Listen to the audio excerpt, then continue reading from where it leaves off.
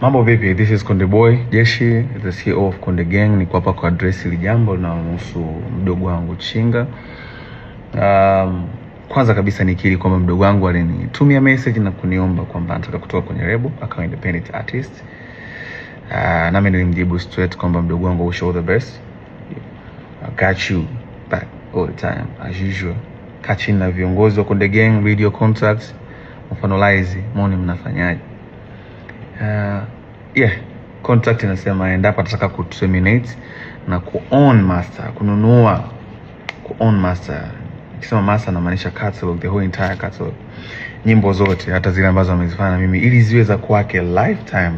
Hizo zinaingiza pesa kwake lifetime. Inatokea alipie kuzinunua hicho kiasi cha pesa kilichotajwa kwenye mkataba ambao mdogo wangu alisign 4 years ago na kampuni ya Konde Music. Hayo ndio ilikuwa ni mazungumzo na lakini sijui nini kimetokea kwake baadaye.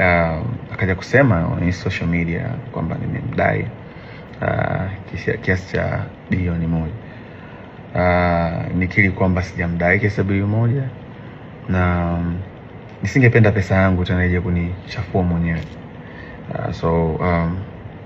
I did my best. I wish him all the best. Nampenda sana, msupporteni sana. He's an independent artist from now on. Nikiwa naongea promoters, mkiwa na show mwiteni, fanye, pata risk, aisaidie familia yake. Even though lengo tupate risk wote kama ilivyo mwanzo, as you know, ni biashara na tulikuwa tukijitahidi kwa uwezo wetu kuwekeza ili kukuza career ya msanii ambayo itakuwa ni lifetime na kuchange maisha yake.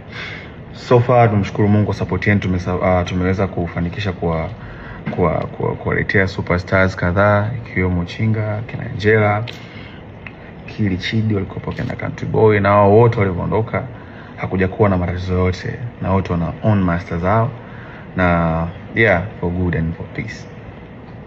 Hamna mtu yote mwenye malalamiko ya kudaiwa. So that's how we live by lifting each other. Lakini pia speaking of BASATA, nilipata mwito na niliomba management yangu niwakilishe, nataka kujua issue ni nini, kwa sababu sikutegemea, na kwa sababu mazungumzo alizungumza naye na bwana Chinga, sikutegemea kama angeweza kufika BASATA. Baada ya sanaa na usuluhisho.